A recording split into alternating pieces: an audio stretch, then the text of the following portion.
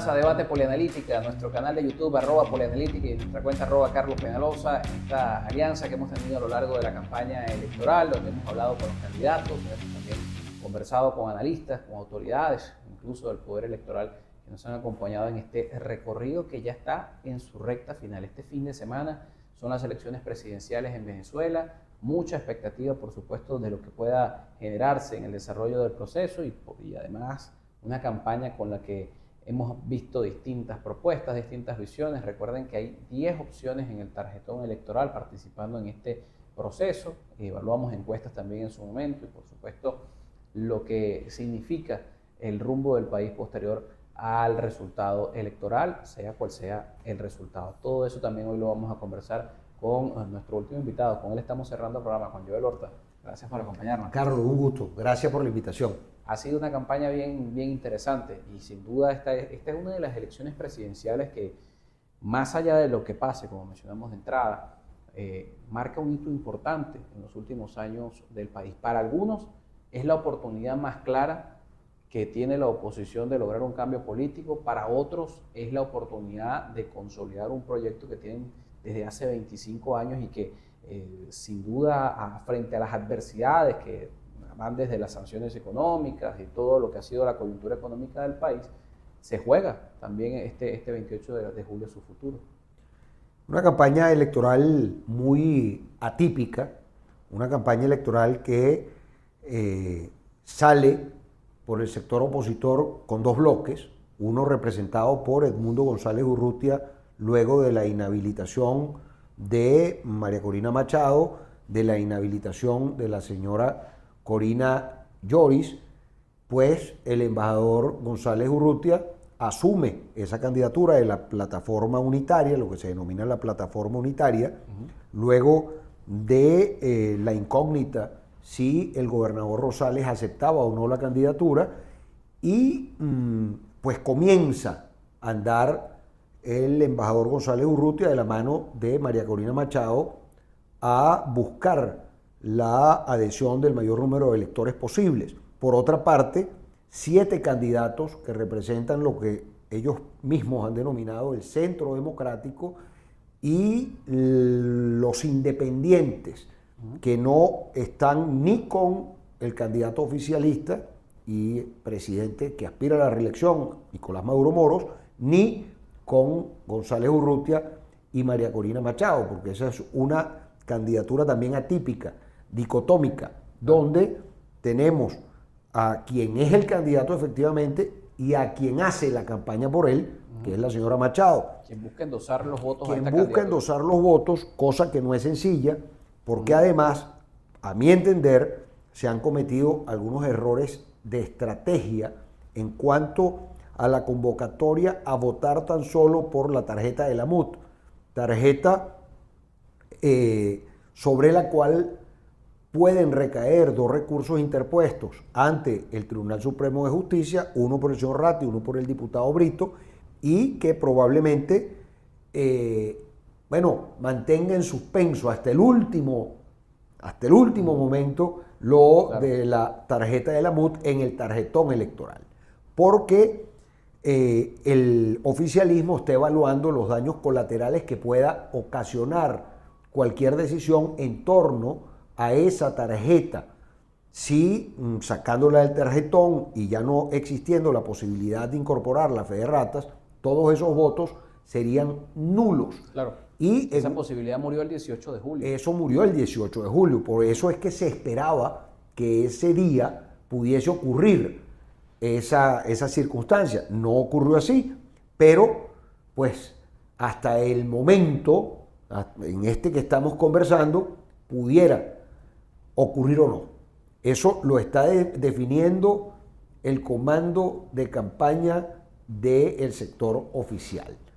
Pero luego hay otras circunstancias que hacen atípica la campaña, y es que en su momento se convirtió al país en una gallera, donde hablábamos del gallo pinto, del gallo fino, de los patarucos, de las gallinetas, de las gallinas viejas, es decir, el debate no tuvo el nivel requerido en una circunstancia de país como la que tenemos, donde hubiésemos preferido ver cómo los candidatos, tanto del sector oficial, que es el presidente en ejercicio, como los candidatos de la oposición, pudieran habernos hablado de cómo rescatar el valor de la moneda, de cómo poder escuchar qué se va a hacer con el sistema eléctrico nacional, con el sistema hídrico, con el sistema de la vialidad rural, de las vías principales, de las autopistas, de los puertos, de los aeropuertos,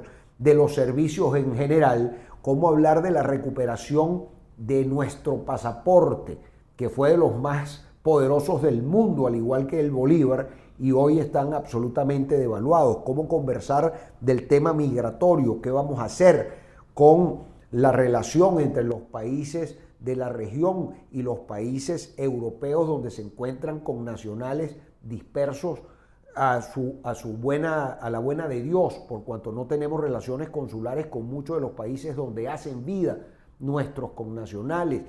Me hubiese encantado, nos hubiese encantado escuchar sobre la recuperación de nuestra principal industria PDVSA, de cómo hablar de la posibilidad de convertirnos en una potencia gasífera, petroquímica, qué hacer de nuevo con las empresas básicas, qué hacer con la cantidad de empresas que quedaron a medio concluir en la relación binacional que se construyó entre el gobierno del presidente Chávez y el presidente Lula en su momento.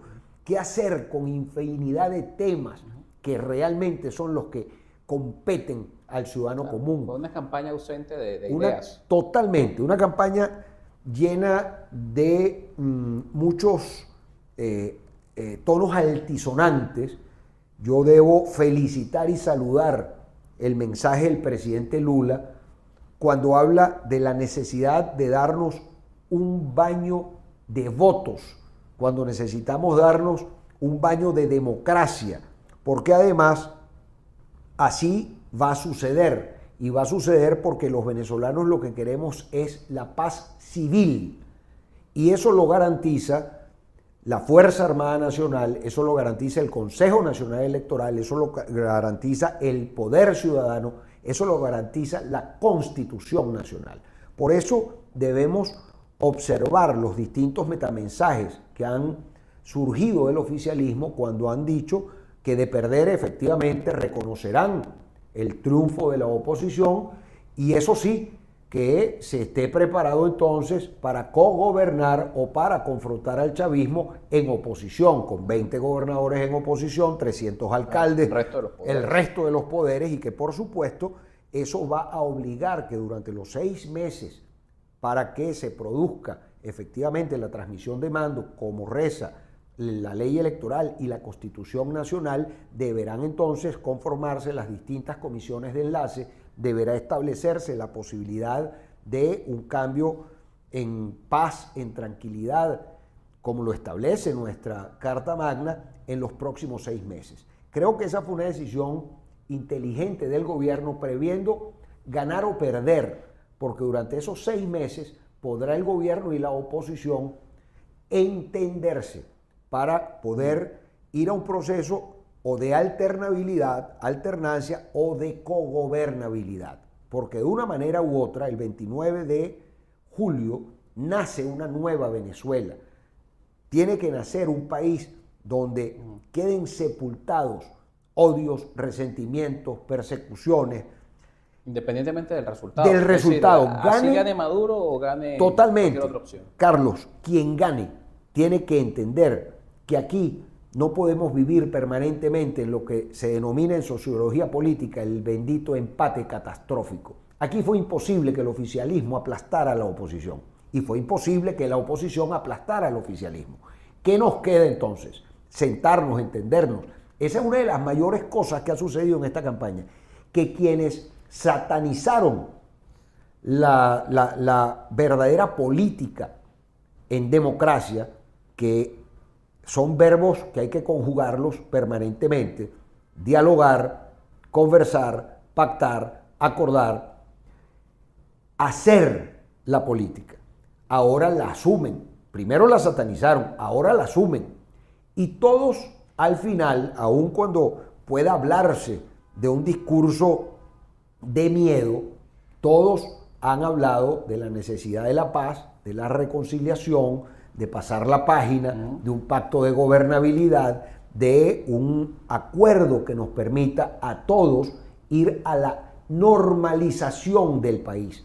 Porque al final, todas las revoluciones en la historia de la humanidad quedan en una instancia que es la sustitución de las élites. Se sustituye la élite política dominante para el momento en que son desplazadas por la revolución, la élite económica y la élite militar. Eso ya sucedió en Venezuela. Por eso observamos al presidente Maduro en su campaña ya no hablar de revolución, sino hablar de cambios y transformación.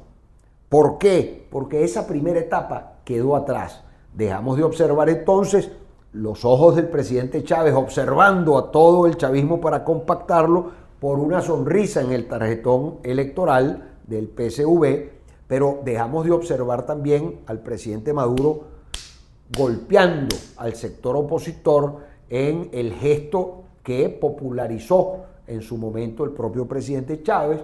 Observamos cómo la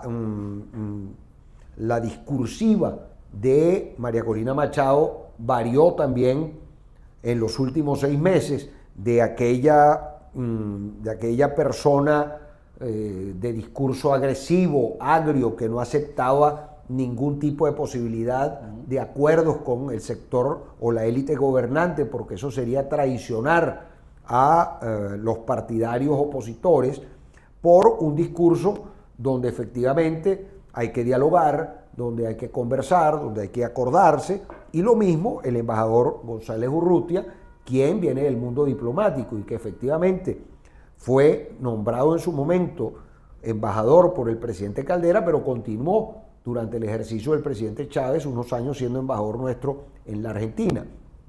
Y luego, en el otro sector de la oposición, todos hablan de un cambio en paz. Todos hablan de lo mismo que el oficialismo, pero de una manera mucho menos altisonante, como lo dije hace unos instantes. Claro, porque hay un metamensaje allí en el tema de la paz y el discurso del oficialismo, que a diferencia del resto de los candidatos, el gobierno, en su búsqueda de la reelección, condiciona la paz a su victoria. Es decir, Nicolás Maduro condiciona la paz del país a que él gane. Eso no es cierto. Este país en su ADN tiene la paz sembrada. Y la tiene sembrada porque nosotros vivimos 2 guerras muy, muy sangrientas. La guerra de independencia, que prácticamente barrió con más del 60% de la población de los venezolanos en su momento, y luego la guerra fratricida, como fue la guerra federal en su momento, y eso nos marcó. Pero tenemos una cosa que es lo más hermoso que nos brinda nuestra nación, que es el mestizaje. Nosotros todos tenemos de indio, negro, español o europeo. Así es Venezuela. Entonces sembrar, inocular el odio, la separación en nosotros es muy difícil, porque es mentira que yo te voy a decir, hermano afrodescendiente, yo digo, hermano, mi negro querido, ¿cómo está la cosa? Y tú le vas a decir a otro, entonces mi catirabella, y que hubo, mi indio cariñoso. Nos tratamos así, somos así. Y eso, cuando lo conversas con gente que efectivamente ha vivido guerras brutales, en estos días yo fui a mandar a arreglar unos sombreros en una peletería en Chacao, y me decía él, paisano, y el señor es hijo de un tunecino y una siria, y me decía, ustedes no saben lo que es guerra, porque ustedes vienen al mundo sin el sello de una religión, sin el sello de una raza, y por eso nunca van a tener una guerra como la que nosotros tuvimos. Eso me lo dejo grabado, porque es absolutamente cierto. Como me dijo también estos días una persona, una señora, me dice, mire, Horta, estaba en pleno proceso en la Copa Europea y la Copa América. Me decía, mire, nosotros estamos como un partido de fútbol. El equipo de la oposición y el equipo del gobierno. Y los venezolanos no somos el público, somos el balón. Nos dan patada de lado y lado. Fíjate, esa reflexión cómo la gente la lleva por analogía a lo que sucede en el país. Y en estos días también conversando, Carlos, con unos buenos amigos, que en ese tiempo éramos todos legisladores en el estado Miranda. Para el momento era el gobernador Enrique Mendoza en su primer periodo. Me contaban y me decían, Joel, ¿tú recuerdas aquella fábula que nos hiciste en una discusión? Y yo le decía, sí, claro que la recuerdo claramente. Y es la fábula de la vaca y el pollo, hablando que habían convertido a la campaña en una pelea de gallos. Uh-huh. Y es que en el campo venezolano, en cualquier sabana, llámese apureña, guariqueña, monaguense, anzoatiguense, iba una vaca caminando. Y detrás de la vaca iba un pollito, un pollo. Y un gavilán cazando al pollo. El gavilán dando vueltas para comerse al pollo. En el momento que va el gavilán a buscar el pollo, la vaca le lanza excremento encima. Y por supuesto, el gavilán lo pierde de vista. Pero el pollo, por supuesto, se sacude, y cuando saca la cabecita, el gavilán lo vuelve a ver y chaquiti, lo pesca y se lo come.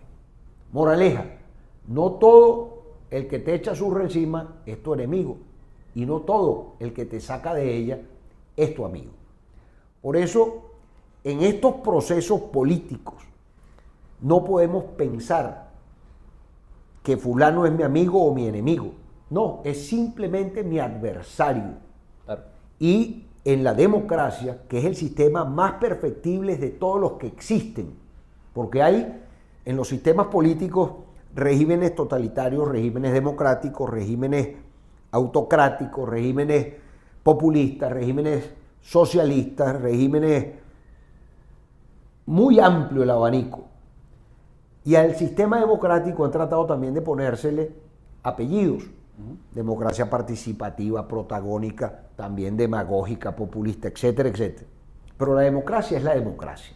Y la democracia se consolida a través del ejercicio cívico ciudadano más potente que existe y que le ha dado la legislación al ser humano y al ciudadano universal, que es el voto. Y en el caso de Venezuela, que el voto es universal, directo y secreto, en una elección de primer grado, gana el que obtenga la mayoría más uno de los votos, sin segundas vueltas, sin posibilidad de contubernios ni de acuerdos, que habría que revisarlo. Esa es otra de las cosas que habría que ver. Método de Hunt para elección de Asamblea Nacional, de elecciones parlamentarias, segundas vueltas, Senado, pero eso es para más adelante.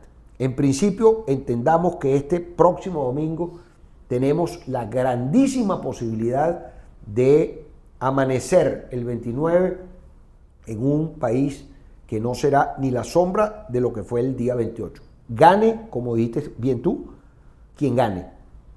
El presidente Maduro para ser reelecto, o el señor González Urrutia, o cualquiera de los otros candidatos que están en otros factores de la oposición venezolana. Todos tendrán que ser llamados a dialogar, a conciliar, porque ¿qué dice la Constitución Nacional? Bueno, si el presidente en ejercicio es reelecto, tendrá que permanecer en el ejercicio del poder hasta el enero próximo del 2025 como presidente electo y en ejercicio, y tendrá la posibilidad de observar cuál fue el comportamiento electoral y enterrar, como dijimos, el sectarismo, la arrogancia, el cinismo, todos aquellos adjetivos que degradan la política. Y en ese diálogo convocar entonces a quien haya resultado perdedor, pero viendo el gobierno cuál fue la votación y cuál fue el alcance del mensaje que quiso dar la población venezolana a través del voto para poder estructurar un gobierno de amplia base, de conciliación nacional efectivamente. Y si ocurriera lo contrario, entonces, acto seguido, en el comando del candidato opositor que gane, se dispararán los cohetones, se escuchará el discurso respectivo y estará la Casa Militar ya para recoger al presidente electo para ser llevado a Miraflores, estrechar la mano del presidente en ejercicio e instalar las distintas comisiones de enlace para que pueda ese presidente electo ir preparándose para asumir la transmisión de mando en el 10 de enero del 2025. De modo que todo en la Constitución está plasmado y el silencio también de algunos presidentes amigos, en este caso como la del presidente Petro, quien habló en su momento y ahora ha tenido un silencio prudente.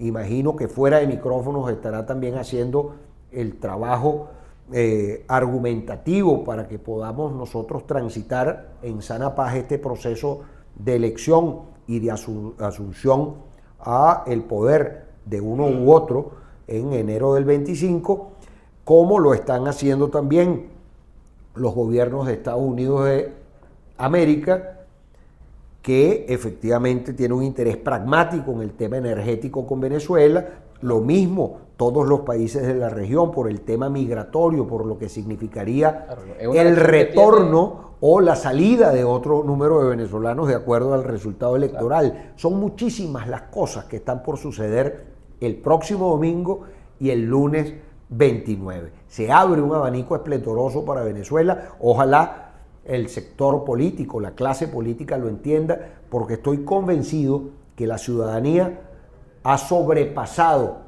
al liderazgo en este momento. Se ha puesto por encima y así como el venezolano generó una microeconomía para poder sobrevivir, generó una posibilidad de emprender nuevos proyectos, de hacer de un salario mísero un salario digno a través de su propio esfuerzo y no de la dependencia del gobierno ni de la dependencia del jefe de una institución, sino de su propio esfuerzo.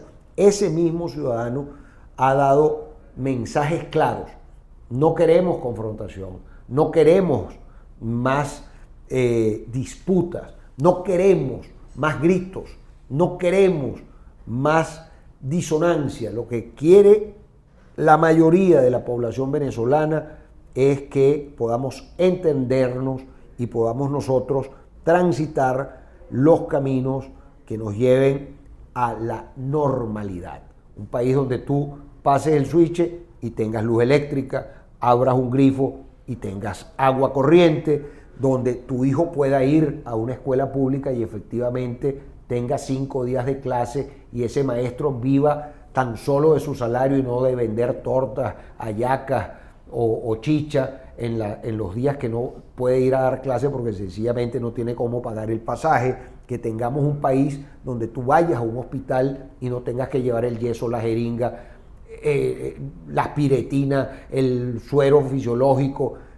Es decir, un país normal, un país donde podamos nosotros convivir y coexistir como lo hemos hecho durante los más de 200 años que ya tenemos de república. Hay dos palabras claves en ese 29 que más allá del resultado, gane quien gane, es necesario el tema de la confianza y el tema de la voluntad entre las partes. Tanto la voluntad de asumir que el país espera más que un resultado electoral, espera o más que un cambio de gobierno, espera un cambio de condiciones, y que si bien puede ser reelecto Nicolás Maduro, debe haber voluntad de escuchar a los otros sectores, o si bien es electo Edmundo González o cualquiera de las otras opciones políticas, debe haber también voluntad y confianza de aceptar que la otra parte no desaparece el 28 de julio. ¿Cómo ve Joel Horta la capacidad de ambas partes de entender eso, de poner voluntad y confianza para lograrlo, ¿no? Por encima de los intereses propios de la política?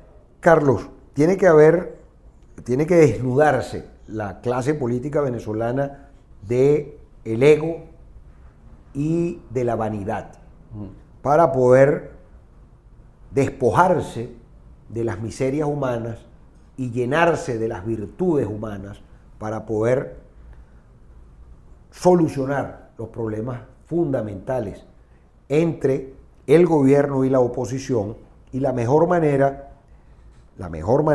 es comprendiendo que todos somos necesarios, que ese día nace un nuevo gobierno y nace una nueva oposición, con una visión que tiene que ser conjunta sobre el país y la Venezuela que queremos. Ninguna sociedad se suicida. Las sociedades siempre buscan alternativas. Y vemos cómo, lo decíamos hace unos instantes, aquí se generó la dolarización por sí misma, se generó la digitalización de muchos servicios por sí misma, los emprendimientos surgieron por sí mismos y el país evolucionó por sí mismo. Aún con toda la negligencia, la burocracia, el estaticismo, la pérdida de la descentralización, el cuestionamiento al liderazgo de la oposición en algunas alcaldías y gobernaciones, con los protectorados que lejos de proteger acoquinaban a las distintas poblaciones. Es decir, pese a todo ello, la población no subestimó ni sobreestimó su condición ciudadana, cosa que sí hace el liderazgo político, tristemente. Sobreestima su posición y subestima la posición del otro y de la gente. Entonces, ante esa imposibilidad de invisibilizar al otro, estamos en la grandísima oportunidad de construir un nuevo liderazgo, tanto oficialista como opositor, que entiendan que por encima de los intereses personales efectivamente está el interés ciudadano y el interés de cada uno de los venezolanos. Esta narrativa que ha surgido de confrontación, de escuchar al presidente Nicolás Maduro decir que si él no gana va a haber un baño de sangre, y de escuchar a algunos sectores de oposición decir que el 28 van a sepultar el socialismo, ha llevado a la preocupación de lo que puede ser, por ejemplo, en el caso de una victoria de Edmundo González, la posibilidad real de que sea un gobierno que se deslastre de estos sectores, de los sectores extremos, y que pueda de alguna manera brindar esa estabilidad. ¿Cómo ve Joel Horta esa posibilidad, empezando con el caso de Edmundo González? Porque es una candidatura que, dentro de lo atípico de esta campaña, es una candidatura que busca recibir el 12 de unos votos de un liderazgo que no pudo inscribirse, pero que ese liderazgo piensa diametralmente opuesto a lo que dice el candidato el día de hoy. Eso es lo ideal, pero además siempre hay que ir a los orígenes de los liderazgos y de la personalidad. Edmundo González viene de la democracia cristiana y es, confeso, como demócrata cristiano. Y debemos decirle al país que tras ese liderazgo hay mentes inteligentes y competentes como la de Ramón Guillermo Aveledo, Ramón José Medina y muchos otros hombres y mujeres de la democracia cristiana que pertenecen a otras generaciones y que sin embargo tienen una ascendencia e influencia importante en lo que sería un posible gobierno de Edmundo González. Estoy convencido que así como el oficialismo se ha ido deslastrando de sus extremistas, la oposición también lo ha venido haciendo, porque los polos extremos se atraen, se parecen muchísimo, y al final Venezuela no necesita ni de izquierda ni de derecha, necesita de un mundo ambidiestro que permita manejar una sociedad mucho más plural, de una roja, rojita, o azul, azulita, o el color que se le quiera poner a un sector u otro. Venezuela necesita como su bandera ser variopinta, tener el tricolor sembrado en el liderazgo venezolano para que podamos nosotros conducir a este país a lo que debemos ser, una potencia energética, una potencia regional por todos los recursos que tenemos, que poseemos, no solo en el subsuelo, sino por el material humano que tiene Venezuela, por la potencialidad que tenemos en el sector turístico, en el sector agroindustrial, en el sector manufacturero, en el sector de potenciar lo que se construyó en este último año y está parado, como son las zonas económicas especiales, pero tenemos la posibilidad cierta de reestructurar nuestra deuda, de buscar cómo salvaguardar el patrimonio que está hoy día en manos de terceros de manera ilegal a todas luces, pero tenemos la posibilidad también de quitar sobre la cabeza del liderazgo oficialista recompensas tipo oeste norteamericano de finales del siglo XIX. Tenemos entonces la posibilidad de restablecimiento de esas relaciones internacionales con los países que aún no reconocen a el gobierno venezolano y que impide que cerca de 5 o 6 millones de venezolanos que se encuentran en distintas partes del mundo no tengan ni siquiera cómo regular el nacimiento de un ciudadano venezolano que, de acuerdo por el ius sanguinis, es venezolano, nazca donde nazca, pero que tampoco tiene la posibilidad de inscribir a ese niño que nace, de sacar su pasaporte, de obtener un visado, es decir, de las cosas elementales que a la hora de la verdad son las que les compete y le facilita la vida a un venezolano en el extranjero. Y esa misma vida facilitársela al venezolano que vive aquí, a nosotros que vivimos aquí, porque todo lo que ha venido sucediendo lo que ha hecho es debilitar la capacidad de vivir dignamente, tranquilamente y seguramente en nuestra querida y adorada Venezuela. Eso de volver a la normalidad es el sueño, es el anhelo de la mayoría de los venezolanos en la ciudad capital, en el área metropolitana y en cada uno de los pueblos más recónditos de Venezuela.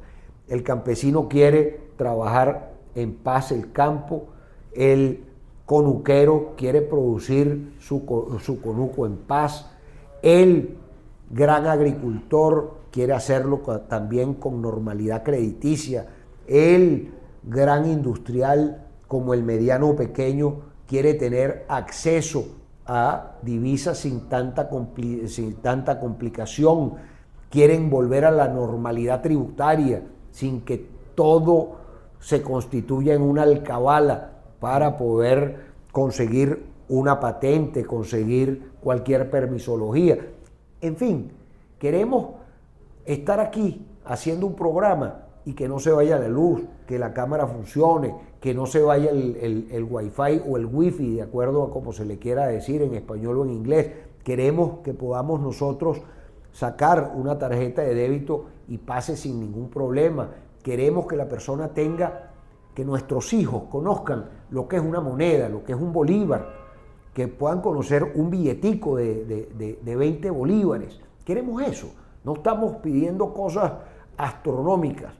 Insisto, queremos paz y normalidad. Y yo estoy convencido, Carlos, que lo vamos a lograr. Venezuela ha manifestado siempre levantarse en las adversidades. Históricamente, si vemos lo que sucedió después de esa guerra federal hasta llegar al año 58 y constituir lo que fue la Cuarta República, 25 que van de la Quinta, y yo siempre he manifestado que así como se agotó la Cuarta, se agotó la Quinta, hay que construir la Sexta República entre todos los que estamos actuando e interactuando, no solo en la política, sino en la vida nacional al día de hoy.